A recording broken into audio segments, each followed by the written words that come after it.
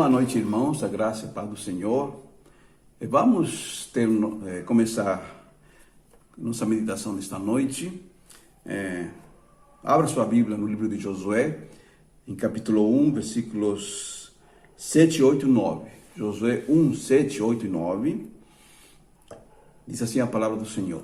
Josué, capítulo 1, versículos 7, 8 e 9. Tão somente ser forte e muito corajoso, para teres o cuidado de fazer segundo toda a lei que meu servo Moisés te ordenou. Dela não te desvies, nem para a direita, nem para a esquerda, para que seja bem sucedido por onde quer que andares. Não cesses de falar deste livro da lei, antes medita nele dia e noite, para que tenhas cuidado de fazer segundo tudo quanto nele está escrito. Então farás prosperar o teu caminho e serás bem sucedido. Amém. Esse texto o contexto desse relato aqui é quando Moisés morre e Josué, filho de Nun, vai atravessar o Jordão e vai entrar na Terra Prometida. E era difícil, precisava de firmeza de caráter, muita coragem. Então, nesse primeiro capítulo, Deus 3 vezes fala para Josué: ser forte e corajoso, ser forte e corajoso, ser forte e corajoso. Eu quero compartilhar com vocês esse texto e alguns princípios e exemplos que trazem para nós. Primeira coisa que nos diz esse texto é que ele diz assim: ser forte e corajoso, e tem cuidado de cumprir, de fazer segundo toda a lei que meu servo Moisés te mandou. Ou seja, a primeira coisa que diz Deus a Josué é: para você conquistar, para você essa terra, você precisa de obediência incondicional. Você precisa obedecer toda a lei. Você precisa obedecer tudo aquilo que está escrito, tudo o que eu te mando fazer. E isso nos leva ao seguinte pensamento, né? Na palavra de Deus, as coisas são muito claras. Na doutrina do Evangelho, nós vemos que a palavra de Deus é clara, é céus e inferno, é luz e sombra. Você está dentro do reino, você está fora do reino. Você está salvo, você está condenado. Você é um ser espiritual, você é um carnal. Não existe lugar para o caminho de meio termo, para lugares cinzas, para uma zona nebulosa. Não há vaga em cima do muro. Não há espaço para aquele crente que eu chamo de crente CVC, que aparece na igreja quando tem um passeio, um evento, alguma coisa, e depois nunca mais aparece.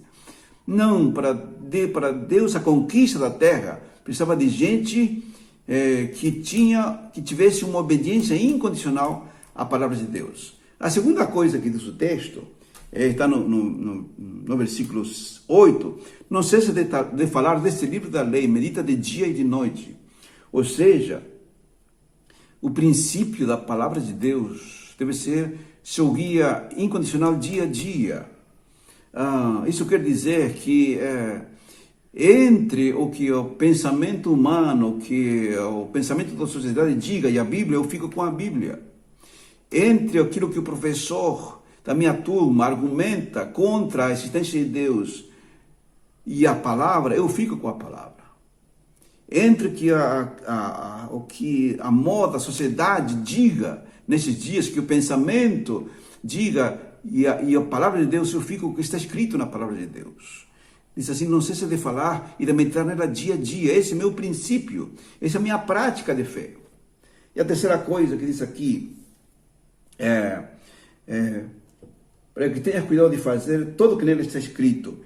A terceira coisa que Deus diz para Josué: é necessário a prática da palavra. Tem muita gente que tem um discurso espiritual, mas na prática, pouco daquilo que ele faz se assemelha ao que Jesus faria. A prática da palavra é quando costumo dizer, se torna carne e sangue, você se confunde com o princípio da palavra. É a mesma coisa.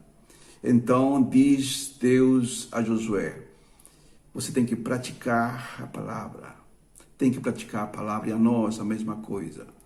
E eu quero terminar essa meditação com o final desse texto, diz assim: não te mandei eu, ser forte e corajoso, não temas nem te espantes, porque o Senhor teu Deus é contigo por onde quer que andares. O resultado é esse. Então farás prosperar o teu caminho e serás bem-sucedido.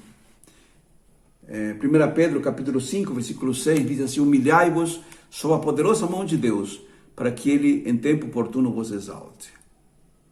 Talvez a forma mais prática de eu explicar isso para vocês é a experiência que contou alguns anos atrás o pastor da Igreja Batista de Getsemane, lá em Belo Horizonte. Ele diz assim: tinha uma moça na nossa igreja, muito dedicada, muito crente, ela estudou, se formou, fez pós-graduação, e o sonho dela era trabalhar numa grande empresa multinacional. E ela se dedicou, quando teve oportunidade, entregou seu currículo, e ela foi selecionada, foi entrevistada e foi aprovada. Então ela foi para a empresa cheia de esperança e expectativa. Ela tinha condições de ser muito bem sucedida, mas quando entrou naquele departamento, ela viu que havia certas práticas, certos tipos de desculpas, de mentiras, de atitudes que era comum, que era normal entre aquele departamento, feria seus princípios espirituais. Então ela não conseguia fazer a mesma coisa que os outros faziam e começou a ser um problema no departamento. Diz: eu tenho princípios, eu não consigo esconder relatório, eu não consigo dizer uma coisa por outra. E ela se tornou um empecilho e começou a ser criticada. E um dia a falta de colaboração, entre aspas, dela com certas práticas chegou ao departamento de pessoal. Ela foi chamada e a chefe do pessoal falou assim: olha, a gente tinha muita expectativa com você, mas eu recebi informações de que você não está sendo bem-sucedida no seu trabalho. Há muita gente que está querendo essa vaga, então, infelizmente, eu vou ter que despedir você. Amanhã você vem aqui, vai retirar suas coisas do seu escritório, do seu lugar de trabalho. Nós vamos fazer o último cheque, aquilo que você trabalhou. Então vem amanhã.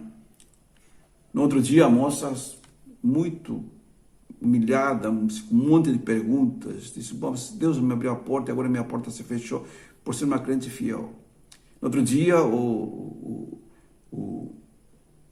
chefe da firma chega e a diretora do RH diz: nós temos que hoje despedir uma pessoa que a gente tinha muita expectativa, mas que não correspondeu. Aí o chefe fala assim: antes dela ir embora, quero falar com ela, quero dar uns conselhos para essa moça. E quando essa moça chegou diante dele, explicou a sua situação, falei: eu não consigo faltar com a verdade, com a realidade, com aquilo que está acontecendo. O chefe pensou um pouco, disse: eu tenho uma proposta para você. Há tempo que estou procurando uma pessoa para você, como você, para colocar no departamento financeiro. Se você aceitar, eu vou treinar você, e vou readmitir você agora para o departamento financeiro. Você vai ganhar muito mais do que está ganhando. E aquela moça aceitou e foi para casa feliz, sabendo que Deus abriu uma porta para ela. Como diz um velho ditado europeu: Deus tem mais luz daquele que entra pela janela. E aquela moça foi feliz. Esse é a bênção segundo Deus. Eu quero terminar com essa palavra para você. Não temas, ser forte e corajoso, não temas nem te espantes, porque o Senhor teu Deus é contigo por onde quer que andares. Deus te abençoe. Fique com esta palavra. Fortaleça seu coração na presença de Deus. Deus é bom. Deus é bom o tempo todo.